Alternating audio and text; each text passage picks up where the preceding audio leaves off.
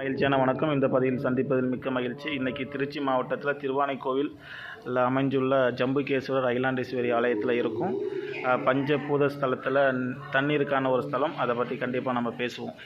காவேரிக்கும் கொள்ளிடத்திற்கும் நடுவில் அமைஞ்சதுனால ரெண்டு சைடுமே ஆறு.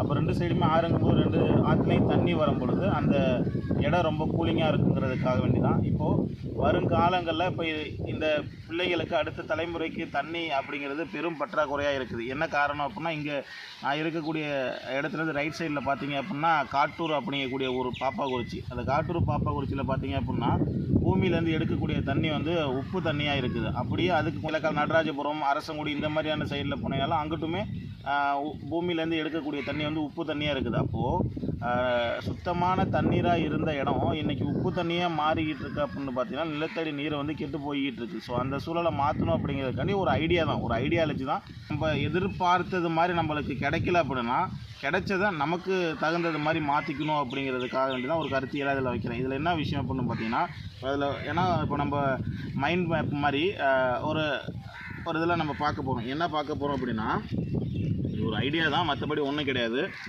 அப்படியே இதை கவர் பண்ணுங்கம்மா.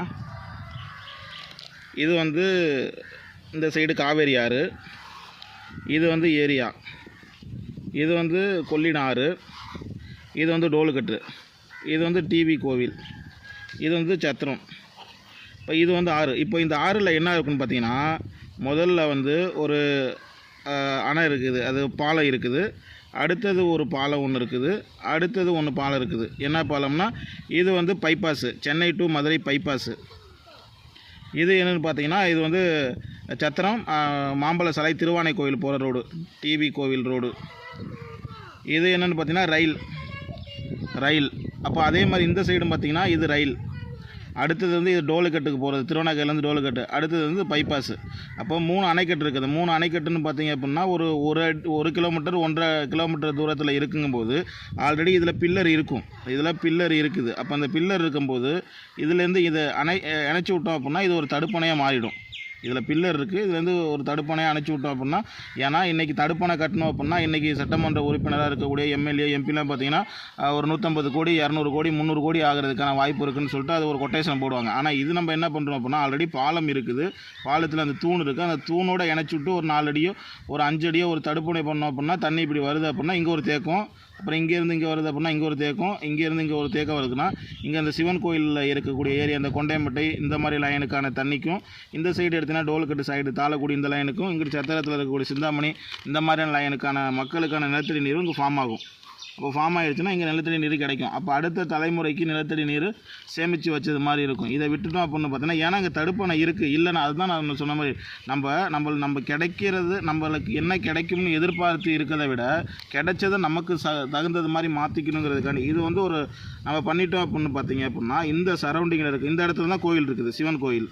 இப்போ அந்த கோயிலில் அதனால தான் தண்ணி ஸ்தலம் அப்படிங்கிறதுக்கான காரணம் இது காவேரி. இது கொள்ளறதுக்கு நடுவில் இருக்க கோயில் அப்படிங்கிறதுனால தான் இந்த தண்ணி வந்து கூலிங்காகவே இருக்குது. அப்போ இந்த கருத்தியலை வைக்கிறதுக்கான காரணம் நிலத்தடி நீரை சேமிக்கணும். இந்த நிலத்தடி நீர் இருந்துச்சுன்னா தான் இந்த பிள்ளைங்களுக்கு அடுத்த வாழ்வாதாரத்துக்கு, ஏன்னா இன்றைக்கி தண்ணீர் இல்லாமல் உலகத்தில் எந்த உயிர் வாழனாலும் தண்ணி வேணும். அந்த தண்ணி இல்லைன்னா அது சாத்தியம். இன்றைக்கி நிறையா இல்லாமல் விலங்குகள் இறந்து போகுது அப்படிங்கிறதுக்காண்டி டேங்கில் போய் அங்கே ஒரு தொட்டி கட்டு டேங்கில் கொடுக்குறாங்க. அது மாதிரியான சூழலை மாற்றணும் அப்படின்னா நம்ம எங்கள் ஊரில் இருக்கக்கூடிய மக்களுக்கு நான் சேமித்தா மட்டும்தான் அடுத்த தலைமுறை நல்ல சிறப்பாக இருக்குங்கிற ஒரு நோக்கத்துக்கு தான் இந்த பதிவை இளம் தலைமுறைகளை வச்சு பதிவு பண்ணுறதுல கடமைப்பட்டிருக்கேன்.